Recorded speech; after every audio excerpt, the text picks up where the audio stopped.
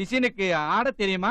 சுட்டும் விழி சூடரே சுட்டும் விழி சூடரே என் நூலகம் உன்னை சுற்றுது சட்டை பையில் உன் படம் தொட்டு தொட்டு உரச என் இதயம் பற்றி கொள்ளுதே. ஓகே, இப்ப இன்டர்வல் விட்டாச்சு. எல்லாரும் முறுக்கு சிப்ஸ் சாப்பிடலாம்.